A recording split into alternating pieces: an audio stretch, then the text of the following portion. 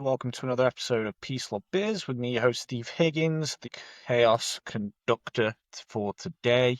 We are with Mary, who is Raving Bee Roach. I Been a day. started to, so multitasking is really bad for all the multitaskers out there, including myself, because then you're not giving all of your energy to the one thing and getting it done completely. And I say this because I was trying to put in the ITCH, but in with exclamation points and stuff. And then I got distracted and started doing 5 other things and then forgot. But we'll stick with Raving Bee. Yeah, I mean, it gets the message It's, across. yeah, Um, it's the mood at the moment. yeah, but it's been a bit of a chaotic week with a lot Mhm. of unnecessary, not really conflict either. No, I people creating chaos in There you their go. own lives unnecessarily. I will say myself, I mean, you'll tell me if I'm right or wrong, but myself, I think I've maintained a lot of peace and not let chaos in. But it's like then having to encounter the chaos from an external source is exhausting the hell out of me. Yeah, and you're not wrong. The the people bringing in the chaos, it's draining. Oh, your name is perfect. I didn't even see it, Chaos Conductor. Yeah, well, you know me. Yeah, So you do today, it very everybody, well. we are going to be talking about making sure that you've got your inner peace Mhm. so that then you can operate essentially at full efficiency and what the results of that can look like. Because if you have your internal chaos within your body, that will create external confusion. So we're going to explore how grounding yourself mentally and emotionally allows you Absolutely. to evaluate your options clearly, make smarter decisions, set boundaries, and protect your business vision. So, where are we starting? Are we going to Oh. start with You're the grown up in this relationship yeah, well, yeah, most of the I time. guess. Most of the time, Yeah. outside of the, mama jokes and, inappropriate humor. Um, so we're going to start at the beginning. Very good place to start. The importance of the inner peace in business and in body. So let's think about the emotional impact of the burnout affecting the operational and the strategic clarity. Because Mhm. when we have too much going on, or we have things getting thrown at us from left and right, all types of different areas. You were talking about getting distracted then just by trying to change your name on the thing. Yeah. Like, Yeah. what? There's too much going on, then that affects your mental state to be able to operate at full efficiency. Yeah. And if you keep that going, like if that, again, we do a lot of rules versus one offs. If it's a one off, it's a one off. Like the last, I don't know. I just personally, I've been pulled in so many directions that like today I know I'm going to have to take 2 hours just to like be like, shut the world out, get myself back in alignment and run, to be able to run like I do. It's not like anything major, but once I start to see the trend, like, oh my God, I've been like this for like 3 days now. I can't do this anymore. Yeah. Then I assess it and I look at it and I go back because I can see how it's affecting, like I'll sit and go, yeah, it is a problem because it's affecting all these other pieces of the business. And I have to pull that back in. To use a computer analogy, it's like you're going back to a system restore point, your Yeah. your different backups, and when you recognize it, it's like okay, it's time to clear everything out, get back to square one, and then I can start moving forward. Yeah, definitely agree with that. I also do think that so you're, for the most part, because we're humans, so things impact other things. My personal life can impact not my business relationships, but me functioning in business. Because if I'm exhausted or I'm tired or I'm happy or I'm whatever, that'll impact and vice versa. I really try to separate everything with that. You know me, like my peas can't touch my mashed potatoes separate. Same thing with my business and my personal in my head. And I say that as I'm doing a podcast with my best friend and business partner. But But when we have conversations, you have to say, okay, business head, personal yeah, head. I So do. even So with your partner, that's so true. yeah, you have that Yeah, separation. that's true. But like I have an immense amount of peace in my personal life. And all of a sudden, like everything went chaos this week, but the chaos was coming externally. And I think I was able to recognize that because I was like, well, at least it's not coming from me. I can't take this anymore. It's just like, I mean, it's like when you buy a new car, all of a sudden, everybody, you see that car everywhere, right? Or being the only sober person at a party and everybody else is drunk, you just see things differently. And so having, way more peace about things has allowed me to go, I can't have that anymore. Done. It's a hard stop. No, next, which I've been doing every day this week and Steven's had to deal with. But because that sounds nice, but what people don't understand is Steven is what happens. Yeah. And I love then you. and then my inner peace gets disrupted. Well, no, actually, I think I it bounces off me pretty well. I think it really just depends on how much sleep you've got to have the hyper version of me in the morning. Like, okay, I've had enough, say that, and having to be the sounding board. I think it depends on your sleep, how much sleep you've obtained. There's never Yeah. enough. You're not going to sleep again for many years. Yeah. But Excellent, yeah, Aria. Well, let's look at some signs that you're operating without that internal peace then, like the distractions, the overthinking. yeah, Like absolutely. you mentioned obviously some of the triggers that cause some of the distractions, some of the I mean, right now we've just gone through and redone all of our pricing. And that was a level-headed, okay, this is what we're doing because you had fixed the peace section of it, and it's like, okay, Yeah. let's revisit everything, let's get ready for the next 3, 6 months, however that is. Yeah, we're kind of jumping a little bit into the next section where we're evaluating the options. Yeah, but I mean, we were also able to do that because while we're doing these podcasts and while we're doing these meetings and while we're assessing things, we're also, maintaining notes of what we do, the services we provide. We do like the AI notes in our meetings. Thank God, I finally learned the pencil. But I mean, we do all that and then we sit back and I mean, and this morning I think I said it, if you don't have 5 minutes for meditation, then you need 15. We sit back and we reflect on our day. Like I make notes about everything I've done all day. You and I then regroup at the end of the night or early in the morning. This week it's been at like 6 o'clock in the morning. But we reassess the day before what we did, what worked, how we responded, yada yada yada. And I think it gives us a really great insight into the value we provide. I think that is one big thing that you and I have done is we've created a way for us to go, oh my God, we do provide a lot of value. I mean, we know we do, but in comparison to, I mean, I was worried about a client because I didn't have something and they were just happy they heard from me saying, hey, I'm sorry I don't have it yet.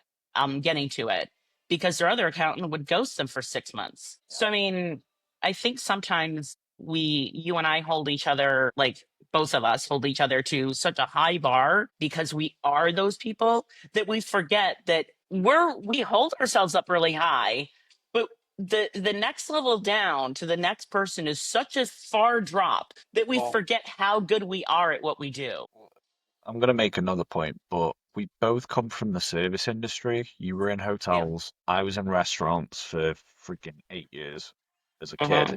essentially. So, and then I got into sales. So it's always been about client, client, client. So Yeah. we've always come from a place of customer service, which accountants, in my mind, they think that they're almost too good. Like, Well, as it's a, like they're not. I mean, in that sense, we are. That is one of the major differences. Besides my unicorn accounting brain, is that accountants don't put you're really not expected to have a personality as an accountant. you're a, So, you, and like, clients are essentially just numbers. Like, they're yeah. not people. Well, for you, I don't know about now, but because I don't really have a lot of friends anymore, and I'm good with that. I like not having people, Tight circle. but very close circle. But years and years ago, like when you were born, people that knew me personally and not knew my profession were like shocked that I was an accountant. And then my accounting circle was so shocked when they found out how my personality was because I'll walk into a room if I don't know anybody and I'll walk up and introduce myself. I'm definitely an introvert, so I don't go into many rooms with a lot of people, but many times. But when I do, I'm that person. So, yeah. People don't expect it. And honestly, most accountants are really boring. We're boring profession. We get a lot of crap on TV. I hate it, but it's not true for the No, most part. I would say it's actuary very true. This is why I love you. Yeah, there you go. That was so good. How'd you like that? I've been holding that one for weeks. Oh my God. I needed that one today. Yeah, I love that. But It was that's, amazing. I mean, we are really good at what we do, and a lot of the time we're able to take that breath. And honestly, how much focus time do we have we been scheduling lately where it's a regroup session after meetings Oh are all, yeah. and then we Yeah. can essentially self-regulate ourselves, and then we can get into get shit done mode. Yeah. Absolutely. Uh, Absolutely. Wholeheartedly agree. well, and when we get into that state, we can then take that step back and look at a macro level and figure out where we are in, our vision board, seeing where we are and where we want the business to be, and then dive deeper into the minutiae. Scared to say Absolutely. micro because I know we don't like to micromanage. Yeah. There's certain things. The only person that can micromanage me is Anna Not and even you me. at times. Okay. Okay. Yeah.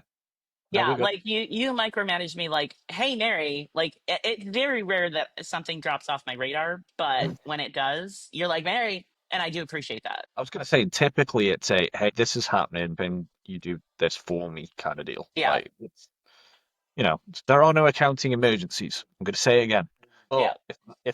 if Steve needs something, then it's an emergency because, I'm Well, important. yeah. Um, but so let's look at some of the clients that we've dealt with where we've kind of reset them this last couple of weeks, a few of them. And it's like, Oh okay, yeah. evaluating the macro, acting on the micro, and completely changing and mind blowing people. Thinking pricing and invoicing situations and payment policies. Definitely that has, so this is the thing. And I know we talked about this before, and I'm getting to it. Just give me a little leeway, like we're in court. Like, get to a faster counselor. We're not here to be liked. It's a bonus if you like us. If you don't, that's okay. But we're here to take care of you fiscally. So we've had clients this week that have been over the moon on what we've done, and then others we've literally said the same thing and they're upset. Literally, when we're talking about the invoicing and collections and restructuring and SOPs and all that, I've done it with at least two companies and I've had polar opposite reactions. And so, and they both like me, in air quotes. One I've known for a very long time, one I've known for a third of the time, but still we're in years that I've known them, and I can't take it personally, the happiness or the upsetness. Neither way, it's not a personal thing. I literally had to step back and go, well, that's great. The person that is happy, you're still paying for this. Like, we're renegotiating all this. We're just getting this in line. So the cash flow is now making sense. The other person, I went, well, that's fine, then we're going to just change up how we do this. I'm just going to give you feedback and you just keep making decisions on stuff you don't know about. And you still have to pull yourself out emotionally. And people have a very hard time with that. I'd much rather my quote disability unquote of having to learn how to have more compassion in a personal relationship than having, I'd prefer that than having to learn how to pull out emotionally from a business one. Yeah, and we kind of care too much about a lot of these businesses, and we've always said that we have a relationship rather than being a transactional company, and it's But difficult once not to you, take it personally. Yeah, it can be like, it's okay. So what we think of it as ours, like we're in this together. But once we start caring more about your business's fiscal state and its outcome and how that's impacting you and how that's impacting you personally, professionally, your business growth, etc., that's when our relationship doesn't work anymore. It's kind of like when you're, if in a relationship, married, whatever, and you having, it becomes normal that you start caring more about your spouse and your spouse cares about them. You can't water another plant unless you're watered. You can't love somebody else unless you love yourself. So that has to start at home. It's the same thing in a business. You need to care about your business first. I didn't come up with the idea. I'm just here to make sure that we water and plant it and grow it and keep thriving it. And it turns from just a plant to a garden to a greenhouse to then we have a nursery. That's our job. God, I'm on fire today. Yeah, a little bit fiery. It saves me a job. I feel like you're gonna end up putting in more of my work than me. So we're gonna As have to long as talk I don't have about to come up with the outline, I'm good. it. Yeah. So yeah, that's been a great episode, everybody. So, and essentially, while the investment level, I was actually talking to somebody yesterday, and I'll shout out Anne because she listened to a couple of the episodes that we had, and you don't know Anne, but you'll like Anne. Oh, Um, nice. Hi, Anne. and we were talking about the investment level emotionally of somebody in their business. Like, if somebody doesn't have the grind and they don't have the investment level, Yeah, no, it's not gonna work. Like, no. you can give them all the tools, all the ideas, and if they're not willing to put the work in, they're not going to do it. Talking to It's somebody else, like same thing. it's literally like anything. When you want something, you will do anything to make that shit happen. Yeah. Anything to make that shit happen. I mean, I'll do it legally, but you'll do anything to make it happen. It's going to happen. You just got to want it bad enough. If Yeah. you're not willing to wake up and bust your ass. Yeah, take breaks. I mean, I eat lunch and take a break for an hour, but then I also start like you. We start at like 6 a.m., 6:37, and I'm going till like midnight, 1 or 2, but I take more breaks during the day. But I'm going like 20 hours of the day, 18 hours of the day, because I'm doing everything. I want this. I don't want this like 350,000. I want there to be Peace Love Biz, not just through the US. I want it globally. We already have everybody globally. Why not make it globally? We're not for everybody. We don't want everybody, but we want global presence. So that's waking up every day, fulfilling that dream, making that shit happen. That's what it's about. But you can't operate at that level of efficiency if you don't have your piece. No, And you can't. you touched on it there, how yes, you work long hours, but you build in your breaks, you build in your Absolutely. Yeah. essentially your centering points where you can Hmm. take that step back, take the breath, take a nap, take lunch, whatever it is that can center you and let you get back to peak efficiency. Yeah. The burnout, and burnout really suck.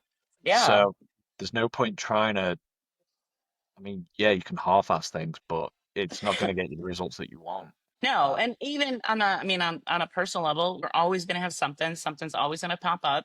But if you have that internal peace, and listen, it's not like I wake up and this exists. I mean, a lot of it does, 75% of it does. Me personally, I read self help, I read my AM inspiration, I read my daily excerpt from Max Lucado, the Bible, I journal, I meditate. It's all of 30 minutes, but I do it and it resets my brain. And then I blast music all day, except for when I take a nap. I blast music and it keeps me on my peace and in my relationships and my contentment. And you know what? If I have a personal relationship, just like business, that's causing me stress or causing me chaos, they're gone.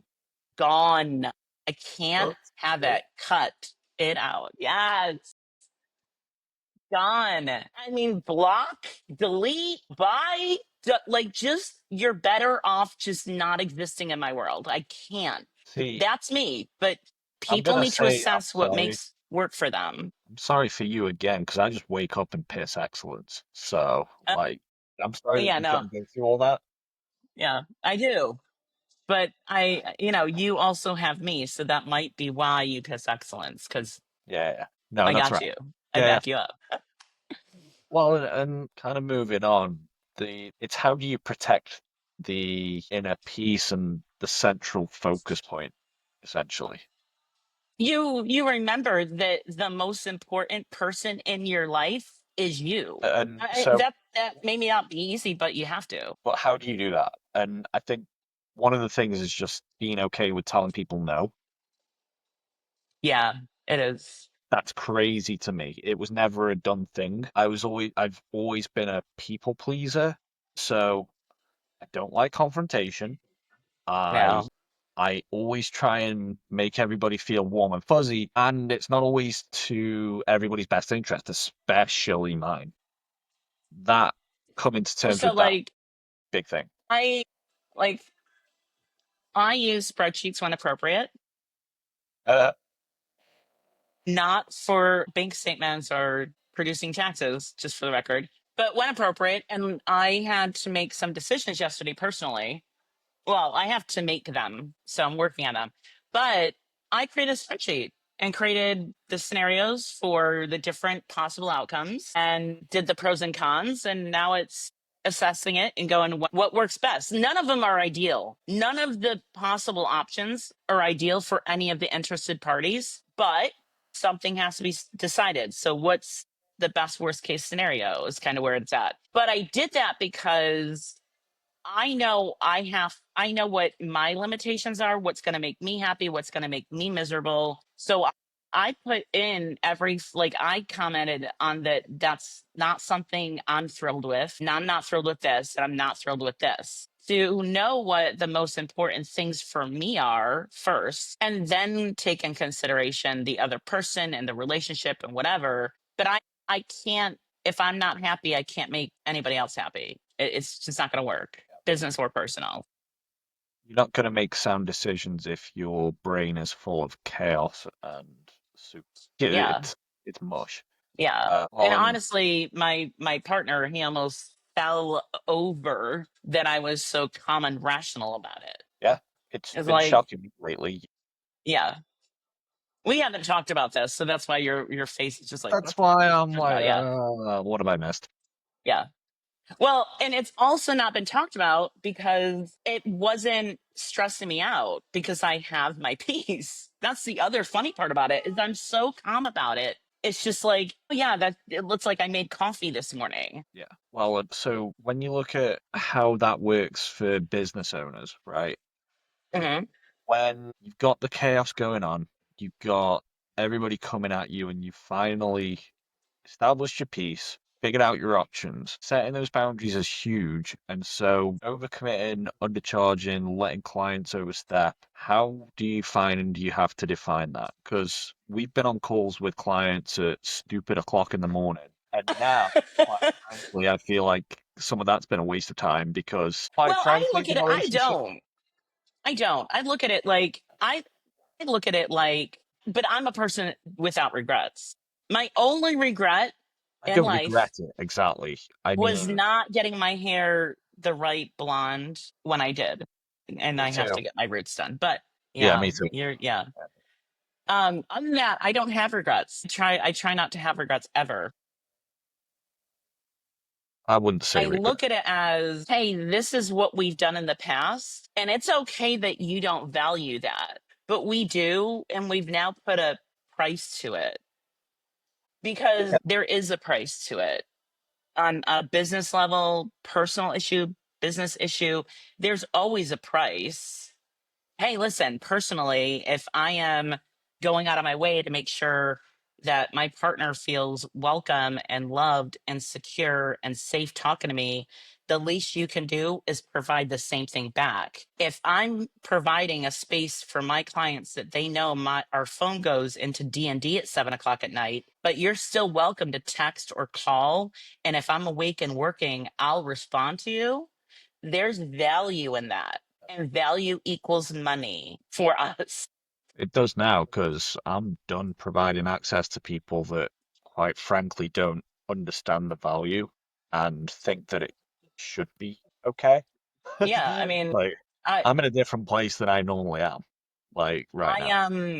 yeah, I mean, but and maybe this will become your new norm, and that's okay to change. It's Yeah. okay to evolve. It's actually what you should be doing as a person. Like I can guarantee if I went and found my ex-husband right now, he's the same as he was almost 30 years ago when we got married. I guarantee it. I am nothing like that person. Nothing. And I'm not exactly coming from a place of anger or emotion or anything, but I'm just, I guess, fed up with us being taken advantage of, I guess. And it's not even being taken advantage of if we haven't set the boundaries Right. find it. So I think that you have learned your value. And what's amazing is we have done this together in a year. And next month, right, is a year or pretty much September officially. September But for fish. yeah, is a year. And you were working, that's how we met, for the most narcissistic pieces of shit we've ever met in our life. Like, he destroyed your mental health. That company destroyed your mental health. And in a year, you're totally different. Totally. And it's not just, I'm not going to, it's not just you. Like, the Oh, one client that we've been working a ton with, he was really sabotaged by office managers and people that claim to be CFOs and people that claim to be accountants. people that claim to He, be sales reps. yeah, yeah, people that claim to be sales reps as well. And he legit asked me, it was either, yeah, it was Monday. He said, "Can I ask you a question?" And I was like, ask me whatever you want. We've talked 20 times a day. And he goes, "Do you see growth from when you first met me?" And I said, "In the last 3 months, you have totally flipped." It took him that long to really be impacted, to really see how much damage all these people caused him, because he's so patient and he's so passive. And I'm not, I know. And he asked that, and I gave examples because that's me, factual. And he was just like, "Thank you." And I'm like, "Thank yourself. You did the work. I mean, I just do the business." I didn't meet him until probably what, November, December time, and I'd been here for Hmm. 2 or 3 months at the time, and even I can Yeah. see the difference from November, December right to now. Hmm. The metamorphosis, and it's a mindset thing as much as anything else, which, It is. let's And face it's it, strange. he I deserves will say it's everything. really strange when you have somebody in your corner. You can have somebody in your corner that roots for you, but then you have somebody that has more of my type A personality. You have a very different feeling of support when you have a type A type personality like me supporting you than you do with somebody that's silent. If you're type A and you have the silent person supporting you, you really appreciate that because it balances you. But the the more silent person, which I have like four, five, seven of you in my life, me supporting that, I can see the appreciation, but you need it for your growth because you can't grow with another silent person supporting you. It doesn't work. I Yeah. mean, it works maybe emotionally, but it doesn't work for the change that needs to be done. And Well, when let's. that change happens, and everybody this week has done it, like all 4 or 5 of you that are all my silent people, like all of you within the last freaking 4 days have been like, "Oh my God, thank you so much." And I'm like, "Dude, you did all the work. I'm just here being the cheerleader and guiding the right direction. Congratulations, you know?" You ever watch Heroes TV No. show? Okay. That whole thing was save the cheerleader, save the world. And if we save Mary, then we save our business world. That's There you my go. transition. Yeah, Um, I like that. Great show. I gotta go watch that again. Old school.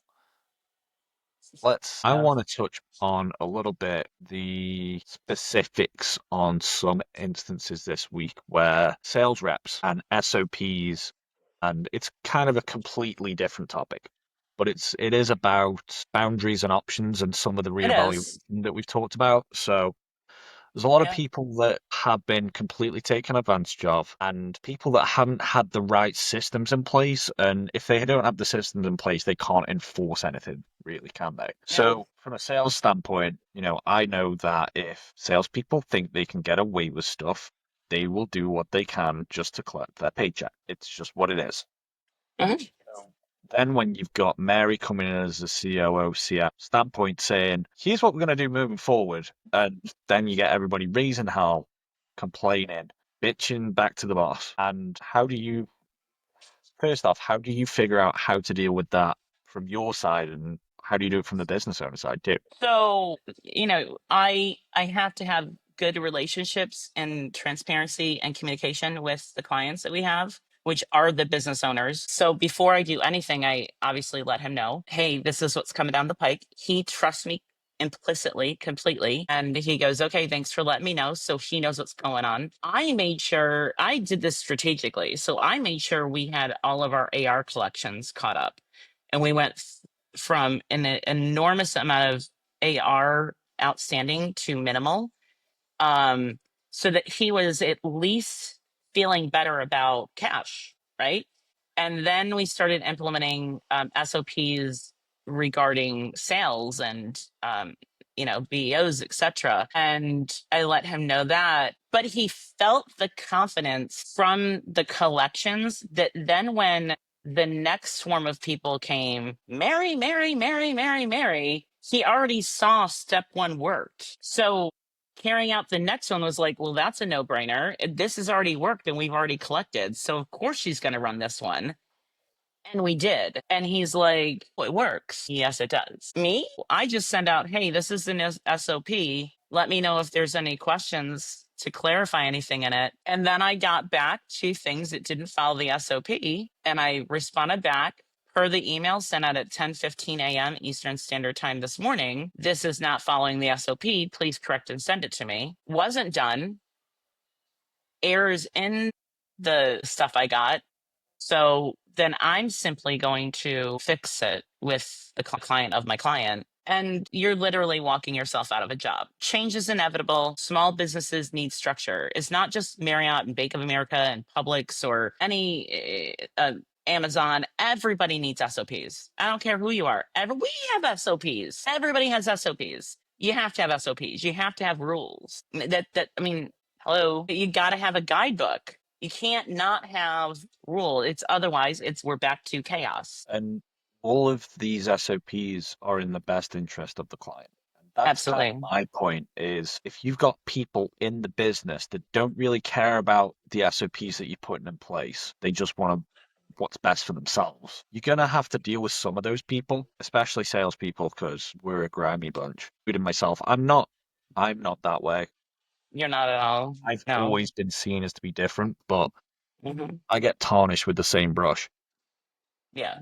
Well, But also, I want to do say this. When you have somebody fighting as hard as they are against change without cause, the number one thing I learned many, many, many years ago was if the reason is, well, we've always done it this way, they're screwing you. And I will find a way. And I've already found I have like around $1,000. I know that there's way more that this guy's been screwed out of. But I've already found like $1,000.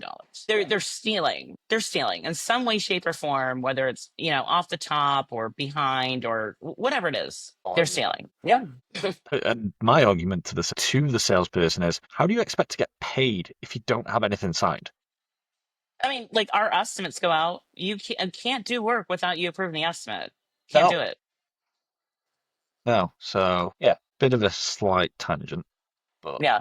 But then cool. that's boundaries and that's learning and growth. And with your boundaries, we have them as well. I have them as well. So and I say this with the utmost respect that I can in saying it and having peace in saying it.